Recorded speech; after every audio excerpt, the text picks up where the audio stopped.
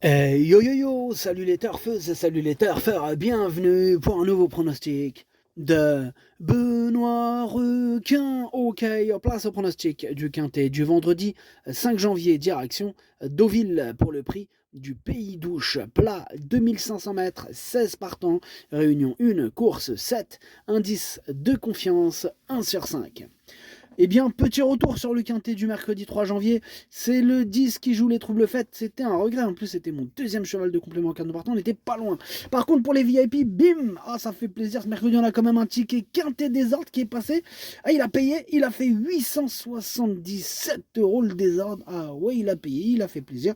On a aussi, pour les VIP ce mercredi, on a aussi des tickets couplets gagnants placés qui ont payé. On a aussi du 2 sur 4 qui a payé ce mercredi pour les VIP. Ça fait plaisir. Et cette vidéo, je la tourne avant l'arrivée du quintet de ce vendredi.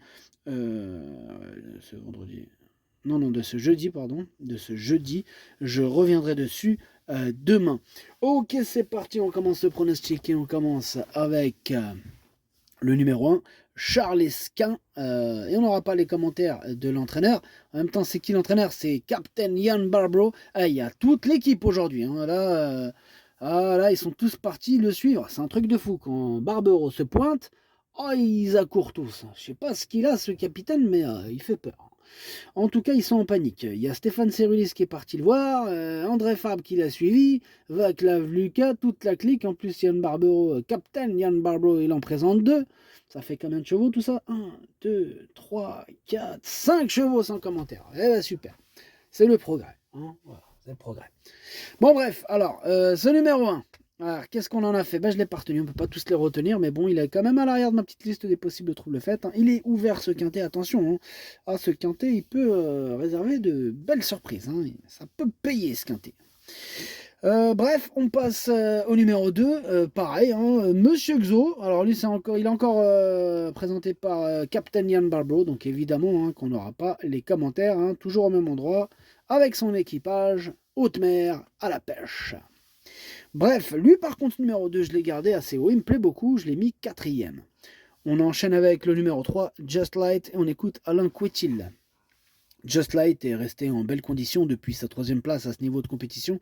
Le 16 à la corde n'est pas forcément gênant avec lui, il devrait bien se comporter. Eh bien, moi ce numéro 3, c'est tout simplement lui mon préféré, je l'ai bien sûr installé en tête. On enchaîne avec le numéro 4, Yuzel, et on n'aura pas les commentaires de l'entraîneur. L'entraîneur c'est Stéphane Cerulis, comme on l'a dit tout à l'heure, il est parti pêcher avec ses amis. Amuse-toi bien, amusez-vous tous bien, pardon. Amusez-vous bien, voilà, c'est plus français là. Bref, ce numéro 4, lui aussi fait partie de mes préférés. Je l'ai mis très haut, je l'ai mis deuxième. On enchaîne avec le numéro 5, Adéliade, et on n'aura pas les commentaires de l'entraîneur. Bon là, c'est capitaine de la Carpe, André Fabre. Alors lui, le jour où on va entendre sa voix, il va neiger. Bref, André Fabre, amuse-toi bien. Ce numéro 5, lui par contre, il me pose problème. C'est lui mon gros regret, c'est lui mon cheval de complément en cas de non partant. Attention, possible cassage en vue. Du coup, on enchaîne direct sur le numéro 6, Pepper Trophy. On écoute Florent Guy. Pepper Trophy s'est montré accrocheur pour sauvegarder la 6e place dernièrement. Bon, il a très bien récupéré, il voyage très bien, raison pour laquelle je le ramène dans un quintet. La distance sera sans doute mieux et la piste plate également. Je le crois capable de finir dans les 3 premiers. Il est super chaud Florent Guy avec son numéro 6. Il le voit aux 3 premières places, il le voit sur le podium. Moi je le vois aussi, mais en toute fin de combinaison. Je ne le vois pas aussi haut.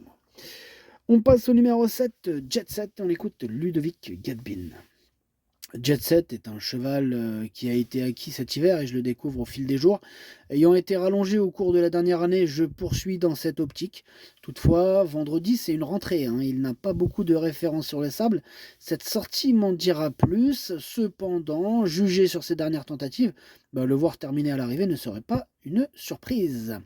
Eh bien, moi, ce numéro 7, malgré cette rentrée, il me fait peur. Je sais pas pourquoi. Je sens qu'il est capable de tout péter malgré cette rentrée.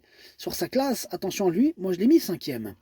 On enchaîne avec le numéro 8, Lorenzo de Medici. On écoute Alessandro Botti. Lorenzo de Medici est un cheval qui aime avoir ses aises Ah, excusez-moi, j'ai dû arrêter le tournage en cours, là, il y a eu un petit problème technique. Du coup, je sais même pas où est-ce que j'en étais. Bon, je sais qu'on en était au numéro 8, mais milieu de la phrase, bon, je la reprends. Je la reprends. Il s'est retrouvé enveloppé à l'entrée de la ligne droite et cela ne s'est pas bien passé pour finir. Avec lui, il faut un bon déroulement de course, hein, car en plus de ne pas aimer être au sein du peloton, sa marge en 37 de valeur est réduite. Cependant, jugé sur ses performances antérieures, il peut finir dans les 5 premiers. Alors, moi, ce numéro 8, lui aussi, j'y crois, mais plutôt en bout de combinaison. On enchaîne avec le numéro 9, Esprit Joyeux, et on écoute Jean-Pierre Gauvin. Esprit joyeux, un peu tiré dernièrement, mais l'essai a été concluant. Il a réalisé une très belle ligne droite. Il a été pénalisé au poids et on doit désormais tenter à ce niveau. C'est un petit peu plus long cette fois et peut-être que son jockey va souffrir encore un peu, car il est allant, mais il est bien. Il faut tenter. Et oui, qui ne tente rien n'a rien, Jean-Pierre. En tout cas, moi, ce numéro 9, je ne l'ai pas retenu, mais c'est quand même lui le chef et le capitaine de ma petite liste des possibles casseurs de tickets repérés. Attention. On passe au numéro 10, Caléo Palace, et on écoute Alain Couetil. Caléo Palace vient de s'imposer sur ce parcours. Il monte de catégorie, mais je le crois capable de bien faire aussi à ce niveau de compétition. Il a pour lui sa régularité. Ouais, il est ouvert ce quintet. Hein. Oh là là, ouais. Pas facile à déchiffrer. En tout cas, ce numéro 10, c'est un regret. C'est mon deuxième cheval de complément en cas de non partant. Attention. On enchaîne avec le numéro 11, Ideal King, et on n'aura pas les commentaires de l'entraîneur, comme on l'a dit tout à l'heure. C'est Vaclav Lucas qui est parti pêcher, qui a suivi capitaine Jan Barbro, Captain Jan Barbro. Amusez-vous bien. Alors ce numéro 11, lui non plus, je l'ai pas retenu. Il est en plein milieu de ma petite liste des possibles troubles faits, et on clôture ainsi cette liste. On passe au numéro 12, Flatten the Curve, et on écoute mademoiselle Karine Fay. Flatten the Curve est dans un très bel état de forme et frais.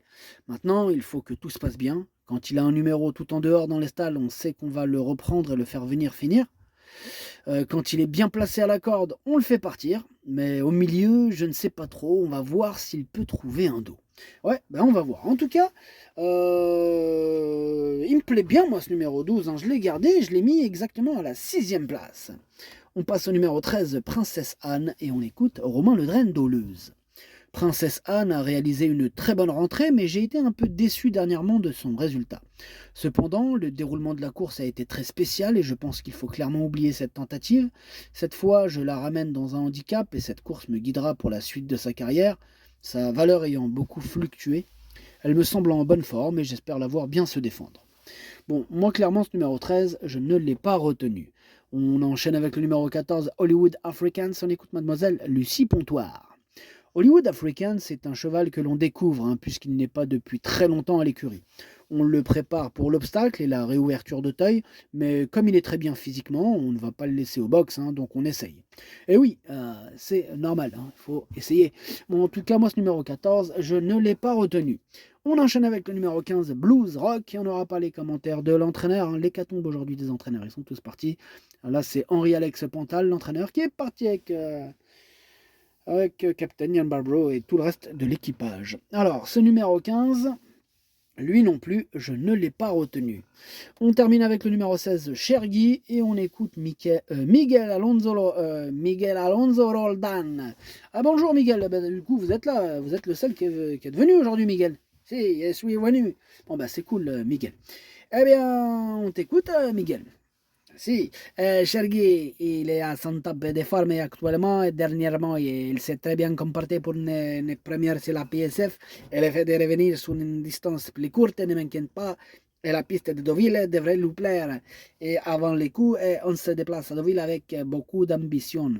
Ok super Miguel, c'est la confiance, c'est la confiance. Eh ben moi aussi je suis très confiant que ce numéro 16, il me plaît beaucoup, je l'ai mis 3e.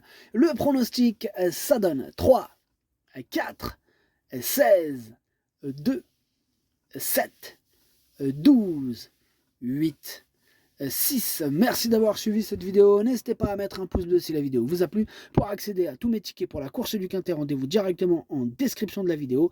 À jouer avec modération. Bonne chance. Chopez-le-moi. Ciao.